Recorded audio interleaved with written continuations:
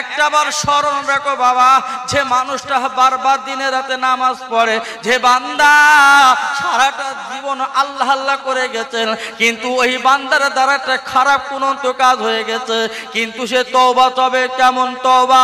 হযরত আদম নবী 350 বছর কেঁদেছিলেন। বাবা কেন কেঁদেছিলেন? কেন কেঁদেছিলেন? আল্লাহর কাছে বলেছিল, আল্লাহ আমি গুনাহ করেছি, আমি তোমার কথা অমান্য করেছি, আমি ভুল করেছি আল্লাহ, যেহেতু আমার নিজে দ্বারা না, আমার বিবির ওসিলাত হয়েছে, কিন্তু আল্লাহ তুমি আমার কি করবে? আল্লাহ ডেকে বলো, আদম তুমি ঘাবড়ে যেও না, কেঁদো না, যেহেতু তোমার বিবির দ্বারা হোক, তোমার দ্বারা হোক, তুমি যে ভুল কাজটা তুমি করেছো, আজকে আমার জান্নাতে তোমার জায়গা নেই। এই কথা যখন বললো, মুহূর্তের মধ্যে হযরত আদম নবী আদমের বিবি হাওয়াকে দুজনের গায়ের জামাগুলো আল্লাহ খুলিয়ে দিলে, বাবা হুলঙ্গ হয়ে গেল, গাছের পাতা দিয়ে নিজের ইজ্জত ঢাকাঢুকি করলো, আর মুহূর্তের মধ্যে জান্নাতে আল্লাহ বার করে দিল।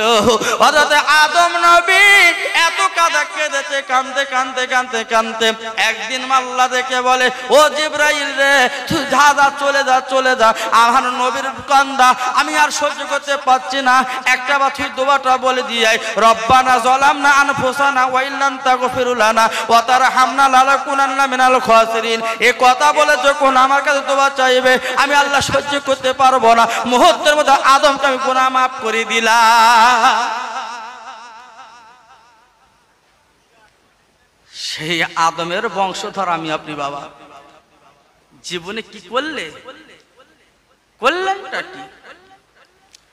নামাজ পড়ি, নামাজ পড়ি, আপনার রুকু দোয়া জানে না, সেজদার দোয়া কিন্তু জানি না বাবা, নামাজের পাটি দাঁড়ানোর দোয়াটা কিন্তু আমরা জানি না বাবা, ওযুর কটা ফরজ কটা সুন্নত সেটাও কিন্তু আমরা জানি না, গোসলের কটা ফরজ কটা সুন্নত সেটাও আমি আপনি কিন্তু জানি না বাবা। কোন দিক ফিরে কিবলার দিকে ফিরবো, জায়গাটা পাক কি পবিত্র, আমার গায়ে জামাটা কি পাক পবিত্র, আমার কিবলা কি সঠিক হয়েছে কিনা সেটা একটা কিছু জানি না, শুধু নামাজে দাঁড়িয়ে গেলাম, হাইয়া আলাস সালাহ হাইয়া আলাল ফালাহ বলে চিৎকার করলাম, আল্লাহ আল্লাহ করে জীবন কাটালাম, কিন্তু আমার যে টিকিট কানা, আমার যে ইবাদত কানা আল্লাহর কাছে যাচ্ছে কিনা ও বান্দা একবার বুখাতে চিন্তা করলে না।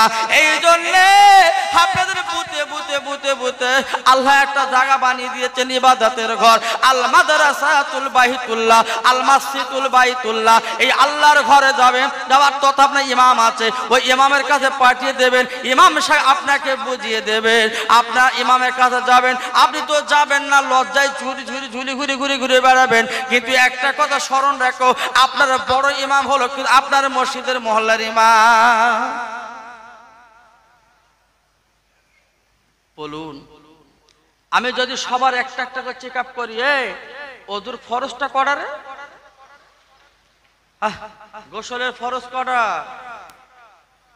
বলতে পারবো না, হাঁটু হাত দিয়ে কি পড়তে হয় তসবিটা বলো দিন, পড়ে না, কিন্তু কলেমা খানের দিনই এই রাম বড় তসবিলি যায়, বর্ষা ক হাজার, বর্ষা ক হাজার, হচ্ছে 25,000,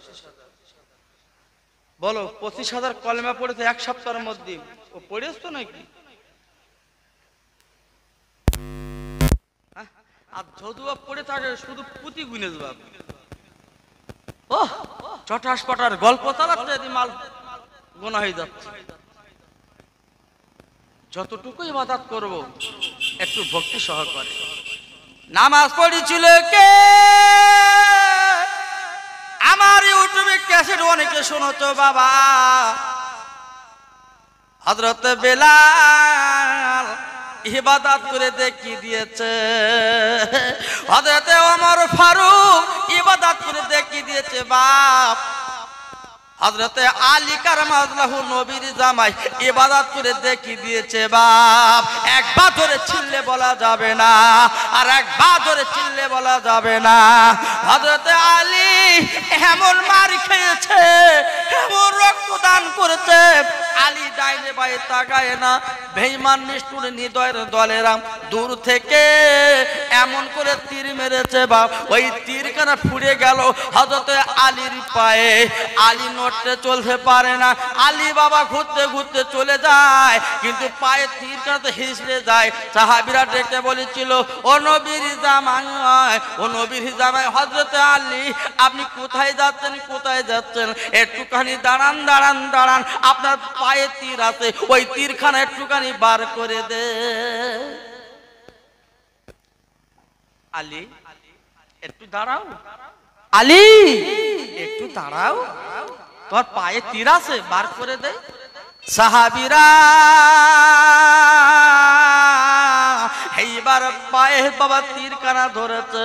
বাবা এত চিৎকার করলো, ও আল্লাহর পাগলেরা, আমার পায়ে যে তীরখানা যতক্ষণ থাকতে থাকতে দাও, তীরখানা যেন বার করতে আসবে না। কেন কেন ও আলী তীরখানা বার করবো না বলো?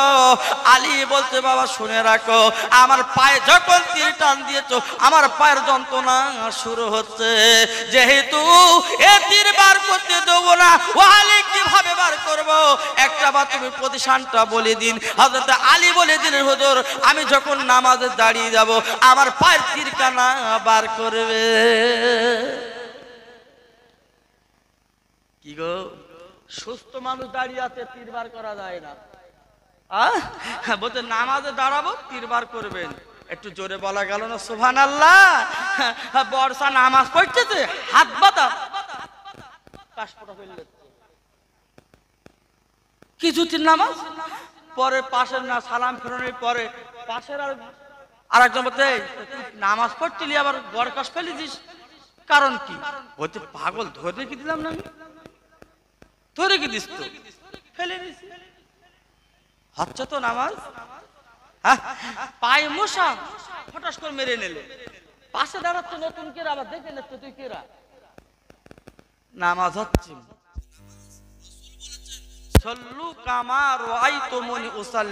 একটু জোরে বলা গেল না? আমি নবীজি যেমন নামাজ পড়েছি, বান্দা তোরা তেমন নামাজ পড়বে। জোরে বলুন। আমরা সে নামাজ তো শিখতে পারিনি, পড়বো কোথা থেকে? হযরতে আলী উনি আর দেরি করলো না, এবার মদিনার মসজিদে চলে গেলেন।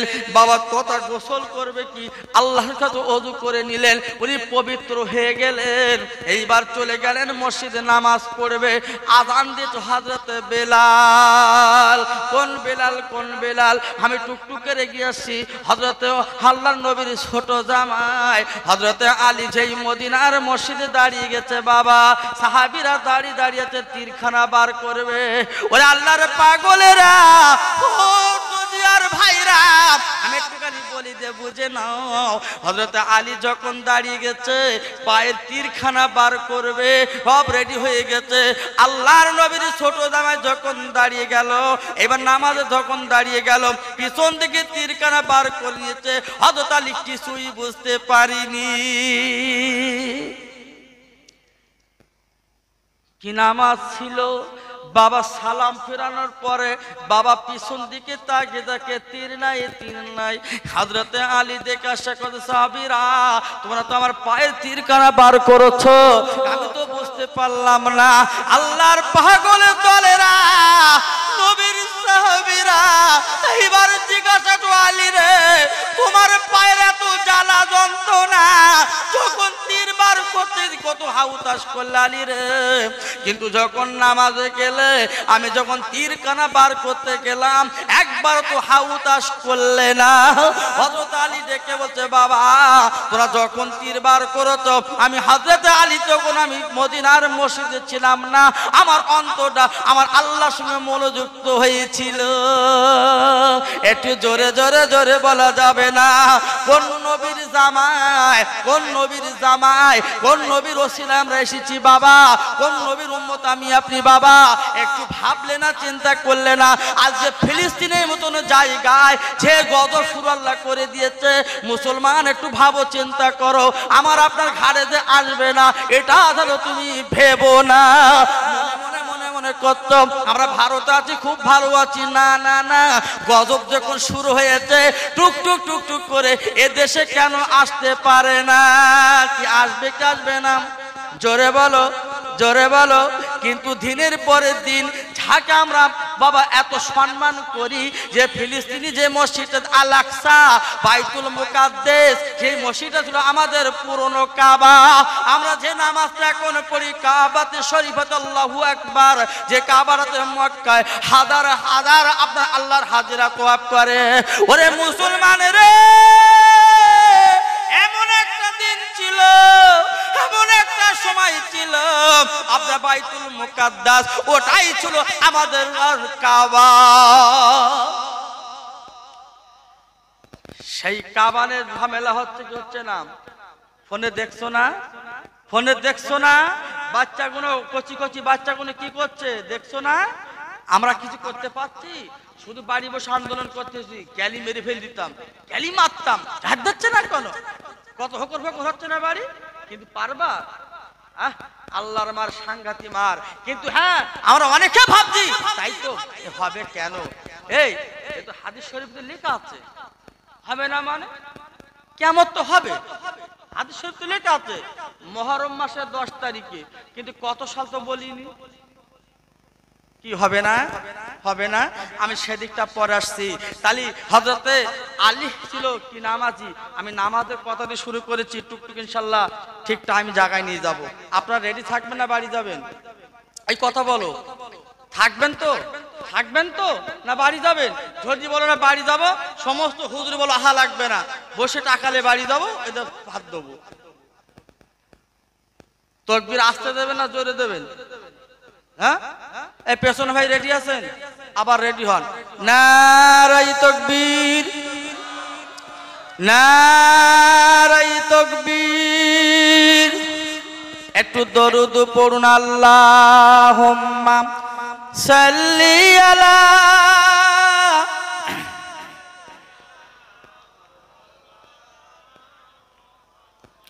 আলা আলি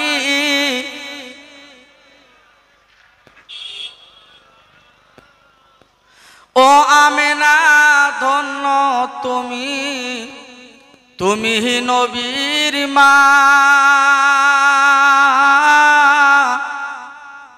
এমন ছেলে রাখলে পেটে জোড়া মেলে না। জোরে বলু, এমন নবী দুনিয়াতে হয়নি আর হবে না। তুলনা তো দূরের কথা, ছায়া মেলে না।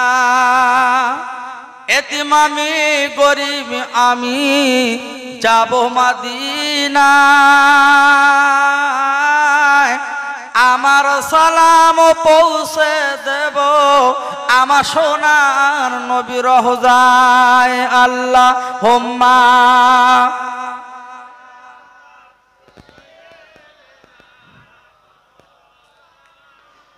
আলা আলি।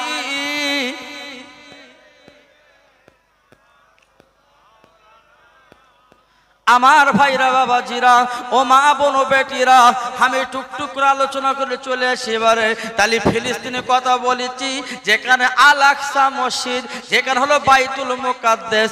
আজকে কেন কেন কেন এত আযাব গজব কেন? কিন্তু মা মরিয়ম তিনি বলে গিয়েছিল, আমি যেমন ভাবে কষ্ট করছি, এমন ভাবে আমার কষ্ট দিয়ে মারা হচ্ছে। আমার আব্বাকে মারা হলো, আমার খালুজান জাকারি নবীকেও মারা হলো। আমি আল্লাহর কাছে দরখাস্ত লিখে যাচ্ছি, ওরে মুসলমান তোর একদিন বিদায় হবি। আমি মরিয়ম, আমি যখন ফিলিস্তিনে জমিনে জিতে গেছি, আল্লাহর কাছে যখন বিদায় নিয়েছি, ও ফিলিস্তিনের মুসলমান, গাজার মুসলমান, তোমরা একদিন তোমরা হেফাজত পাবে। আজকের হাজার হাজার মানুষ, লাখ লাখ মানুষ মানুষ তাদের মেরে হত্যা করা হচ্ছে। সবচেয়ে বড় কষ্টের কথা, কচি কচি মাসুম বাচ্চাদের মারা হচ্ছে। আল্লাহ সহ্য করবে, আল্লাহ সহ্য করবে না, এমন একটা দিন বিদায় আসবে, ওই বাইতুল মুকাদ্দাস মুসলমানের হাত আল্লাহ ফিরিয়ে দেবে। আল্লাহর কোরআনে বলা আছে, সুবহানাল্লাযী আসরা বিআবদিহি লাইলাম মিনাল মাসজিদুল হারাম ইলাল মাসজিদুল আকসা আল্লাযী বারাকনা হাওলাহু মিনুরিয়াহু মিন আয়াতিনা ইন্নাহু সামিউল বাসীর। আমার নবী কি দাওয়াত করলো, ও দয়ার নবী, বিশ্ব নবী রে, তুমি আর এক বিন্দু দেরি করো না আমার নবী গো, তুমি এক মুহূর্তের মধ্যে চলে এসো আমার বাইতুল মুকাদ্দাস আর সাজেনটা একটু ধন্য করো।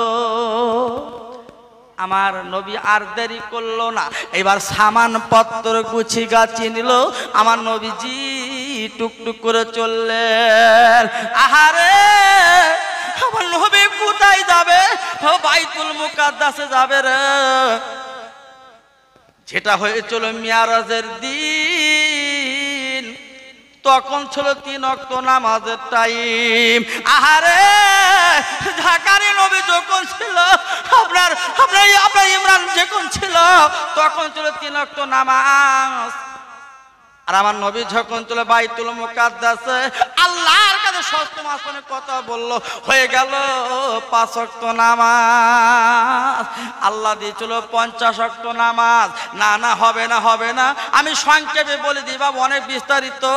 এইবার আল্লাহর নবী যখন 5 ওয়াক্ত নামাজ চলে আসছে, বাবা বাইতুল মুকাদ্দাসে উঠবে, আমার নবী পায়ের দিকে তাকায়, আল্লাহ ডেকে বলে, ওরা আমার মুহাম্মদ, তুমি কেমন করে তুমি দাঁড়িয়ে আছো, এসো এসো দোস্ত, এসো এসো টুবুকি মিলি, ও দোস্ত তুমি আমার আর সামনে টোটো।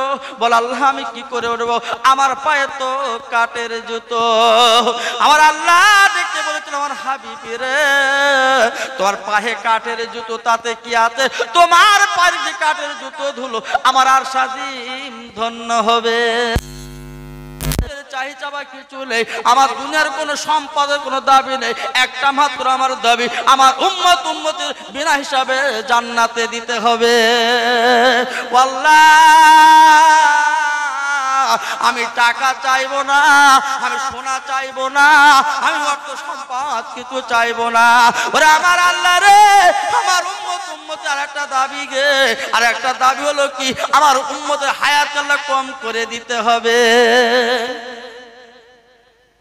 কেন রে ও মুহাম্মদ, তুমি আজকের হায়াত কেন কম চাচ্ছ? আমার নবীর তো কেউ 100 বছর বেঁচেছে, কোন কোন নবী 150 বছর বেঁচেছে, কোন কোন নবী 80-90 বছর বেঁচেছে, আজকে তুমি হায়াতটা কেন কম চাচ্ছ? ওরে আমার আল্লাহ রে, আমি তোমার বন্ধু বলছি, আমি তোমার হাবিব বলছি, হায়াত যদি কম হয়ে যায়, ওরা দুনিয়া জমিনে গুনাহ কম করবে। চাবাটা কি ভালো ছিল না খারাপ? জোরে বলো। আমার নবী যে জিনিসটা চাইলো হায়াত কম, ভালো না খারাপের জন্য বলুন? ভালো। আয় আল্লাহ রে, আর একটা দাবি করব কি, আমার উম্মতিদের অর্থ টাকা কম দিতে হবে, জমি কম দিতে হবে, টাকাও কম দিতে হবে, ঘর বাড়ি কম দিতে হবে, কেবলমাত্র দুনিয়ায় বাঁচার জন্য একটা কামরা থাকবে, তেনা না হলো মুসাফির কানা। মেশকাত শরীফে হাদিসে বলা আছে, আল্লাহর নবীর সাহাবীরা জিজ্ঞাসা করেছিল, ও বাবা ছেলে যুবকরা, একটা তোমার প্রশ্ন করব, কি বলো বলো, এই দুনিয়ার সবচেয়ে বাড়ি নিকটতম কোন জায়গাটা বলো, তোমার চোখে নজরে কোন জিনিসটা নিকটে, একটা বার তুমি বলো। বলে আমার চোখ দিয়ে তো নিকটে দেখতে পাই মা আর বাপ। বলে না না হয়নি, তুমি আর একটা বলো, মানুষের জীবনের শেষ নজর শেষ জায়গাটা নিকটে, সেটা কি? সাহাবীরা বারবার করে আপোষ করলো, কেউ বা আসমানের কথা বললো, কেউ মক্কা মদিনার কথা বললো, কেউ আপনার ফিলিস্তিনের কথা বললো, বাবা একজন একার কথা বললো। আমার আল্লাহর নবী বলেছিল, না না বাবা, না বাবা, তোমাদের ভুল ভ্রান্তি হয়ে যাচ্ছে, মানুষের নিকটতম হলো সবচেয়ে হলো বড় কবর। বাবা তোমাদের সবচেয়ে নিকটে স্থান হলো, সেটা হলো তোমাদের কবর। কোথায় চলছো? ও বাবা ছেলেরা তোমরা একটুখানি রেডি হয়ে যাও, তোমরা একটুখানি তৈরি হয়ে যাও। কেন কোরআনে লেখা আছে কুল্লু নাফসি যায়িকাতুল মউত, মরণ তো অনিবার্য। এই মরণের কথা তোমার কথা বলে যাচ্ছি, তোমরা মরণ থেকে হেফাজত হয়ে যাবে কিভাবে? এই মরণ কাদের হবে? আল্লাহ রাসূল ডেকে বলেছিল বান্দা এই দুনিয়ার জন্য যাদের জান আছে, যাদের আপনার এখান থেকে চলে সরে যেতে পারে, এদেরকে প্রাণী বলা হয়। তোমরা প্রাণ জাতীয় ছাড়া আছে সকলের মৃত্যুবরণ একজন হবে। ওয়ালা তাহিনু, আল্লাহ কোরআনে বলছে ওয়ালা তাহিনু, খবরদার জানাল মরবে না। আল্লাহ মরাকে মানা করেছে ইল্লা ওয়া আনতুম মুসলিমুন, যতদিন পর্যন্ত মুসলমান হবে আল্লাহ ততদিন তাদের মৃত্যু নেবে না।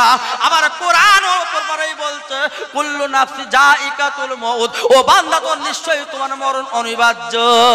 তাই আল্লাহ কোরআন বলছে মরতে হবে, অপর পরায় বলে না মরবে না, আবার বলছে মরবি, মুসলমান হয়ে মরবি। তবে সে মরণ কাদের?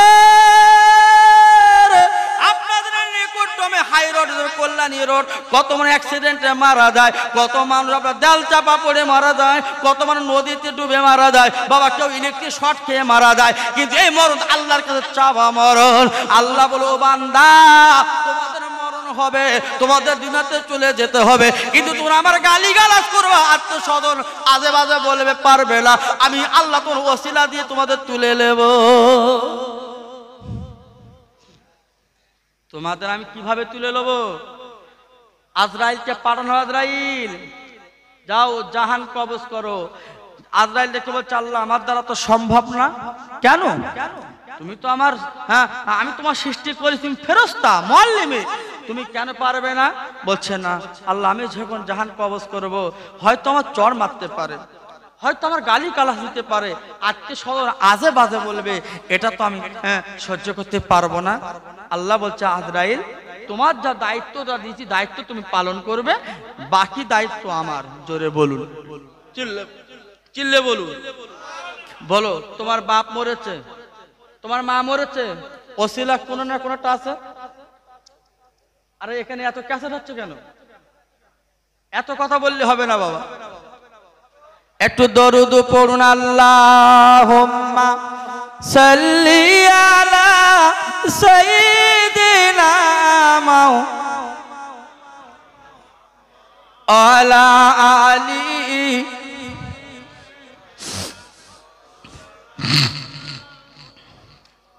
যে কথা বলতে বলতে আমি এতটা রাস্তায় গেছি বাবা, যে হযরত আপনার মরিয়াম, ওই মরিয়ামের আব্বার নাম ছিল আপনার কথা বলেন না ইমরান।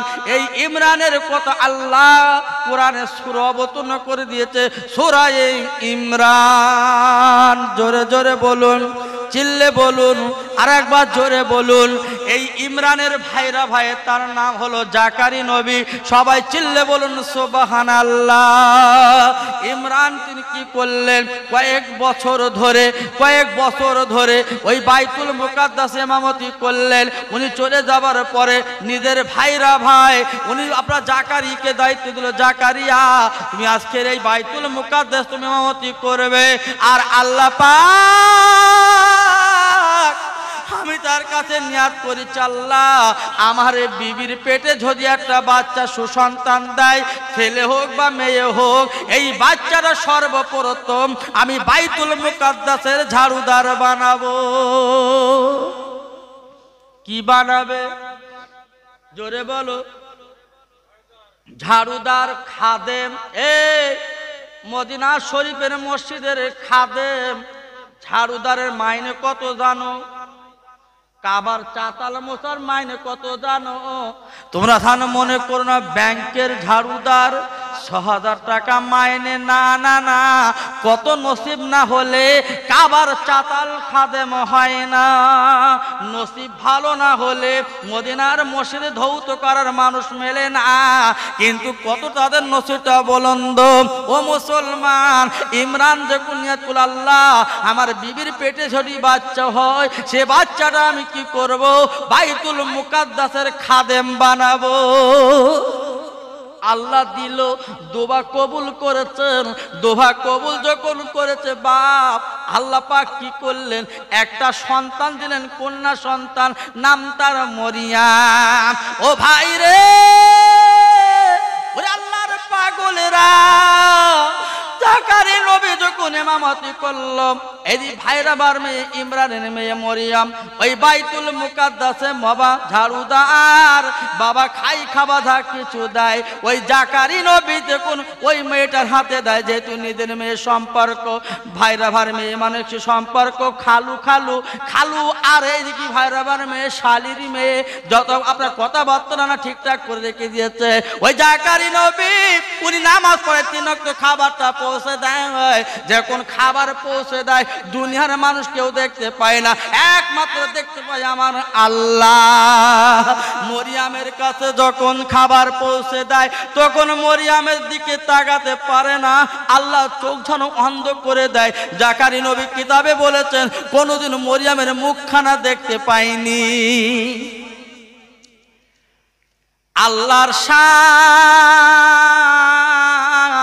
আল্লাহর কুদরত বাবা কে না জানে কে না বোঝে বাবা এইবারে মরিয়াম রাতের বেলা আল্লাহ স্বপ্ন দেখায় মরিয়াম আমি আল্লাহ পাক তোমাকে বলি দিচ্ছি তোমার পেটে একটা বাচ্চা দেবো তোমার পেটে একটা সন্তান দেবো মরিয়াম ডেকে বলছে আল্লাহ তুমি আমার পেটে একটা সন্তান দেবা আমার তো বিয়ে হইলি আমার তো স্বামী বলে আমার কেউ নেই আমি স্বামীর আরাধনা তো জীবন কাটাই না আমার কাটা একটাই কথা আল্লাহ আল্লাহ করে জীবন কাটাবো এটাই হলো আমার মনের বাসনা তামান্না আল্লাহ বলে ও মরিয়াম তুমি ঘাবড়ে যেও না ঘাবড়ে যেও না আমি আল্লাহ সবই পারি ইন্নাল্লাহ আলা কুল্লি শাইইন কাদির এই পৃথিবীর মালিক হলো আমি আল্লাহ এই পৃথিবীর ক্ষমতা শক্তিশালী হলে আমি আল্লাহ ও ভাই রে রাতের বেলা যখন স্বপ্ন দেখেছে মরিয়াম বড় চিন্তায় কারোর সঙ্গে কোনো কথা বলে না আল্লাহ আল্লাহ করে জীবন কাটায় একদিন এইবার মরিয়াম বাবা খাদেম আপনার ঝাড়ুদার সমস্ত মোছামুছি করে বাবা নামাজের টাইম নামাজ পড়ে নিল বাবা সব চিন্তা ভাবনা করছে আল্লাহ এ স্বপ্ন তুমি কেন দেখালে আল্লাহ বলে ও জিবরাইল রে তুমি খবরদার জানে চিন্তা করো না তোমার আমি একটা দায়িত্ব দেবো এই দায়িত্ব তোমার পালন করতে হবে জিবরাইল ডেকে বলছে আল্লাহ আমার জীবনটা গেল দায়িত্ব পালন করতে করতে আমার কাজটা হলো কি সারাটা জীবন এ খবর ওখান দেবো খবর এখানে আনা এটাই তো আমার দায়িত্ব ওরে আমার আল্লাহ রে আমার আপনি বলছেন একটা দায়িত্ব দেবো কি দায়িত্ব আল্লাহ পাক মুহূর্তের মধ্যে বলো আপনি দায়িত্বের কথা মুখ দিয়ে না বললে আমার মনটা যেন বলন্দ ছিটপট হয়ে যাচ্ছে আল্লাহ ডেকে বলে ও জিবরাইল রে শুনে রাখো জেনে রাখো আমার মরিয়াম যখন ধ্যানে থাকবে ওই মরিয়ামকে দেখবে আর মরিয়ামকে হা করতে বলবে আর তোমার গালের থুতু মুবারক দেবে আমি আল্লাহ পাক ওই গালের থুতুর মুবারকে আমি মরিয়ামের পেটে আল্লাহ বাচ্চা দান করব কি গো গালের থুতুর মর্যাদা গালের থুতোই মরিয়ামের পেটে বাচ্চা দেবে একটু জোরে বলা যাবে না এই জোরে বলা যাবে না যাদের বাচ্চা হচ্ছে বাপ যাদের হচ্ছে কুল কেনারা নেই হচ্ছে ফেলে দিচ্ছে আর যাদের হচ্ছে না খাদা বাবা তো শুরু করে ফুরফুরা পর্যন্ত বেটে খাচ্ছে এই আমি কথা ভুল বললাম বাপ এই কথা বলছে না কেন এই আপনাদের রাগ হচ্ছে নাকি রাগ হচ্ছে তাই কথা আসতে বলছেন কেন যাদের আল্লাহ দিচ্ছে না বড় ইট দড়ি দিয়ে বেঁধে বাপ দড়ি দিয়ে বেঁধে গাছে ঝুলকে দিয়েছে এ দোয়া কার সিস্টেম কার আমি বললাম না আমার নিকটে হারোয়া বলে জায়গা আপনি যাবা আছে কারুর এই হারোয়া বসিরহাট হারোয়া যাবা আছে বাপ ওখানে একটা বট গাছ আছে দেখেছেন বট গাছ দেখেছেন ওই বট গাছে আমি যা ইট বাঁধবো সে জায়গা নেই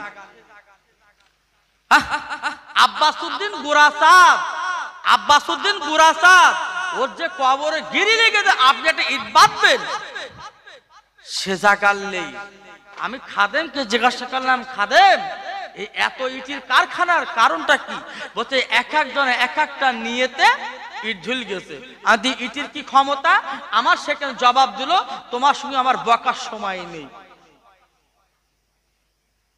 কথা বুঝতে পারেননি তার মানে কি ওর ইনকামটা বন্ধ হয়ে যাবে শুধু শিরক আর বিদআতে দুনিয়া ভরপুর শুধু শিরক নাই আমার ফুরফুরা জোরে বলুন সুবহানাল্লাহ এই আমার বাড়ির পাশে আল্লামা রুহুল আমিনের রওজা কই সেকতাতে ইট নেই। বিভিন্ন ধর্মের মানুষরা গাড়ি চলে যাচ্ছে, গাড়ি ব্রেক করে সাইড করে কবরে দোয়া করে, একটু জোরে বলা গেল না?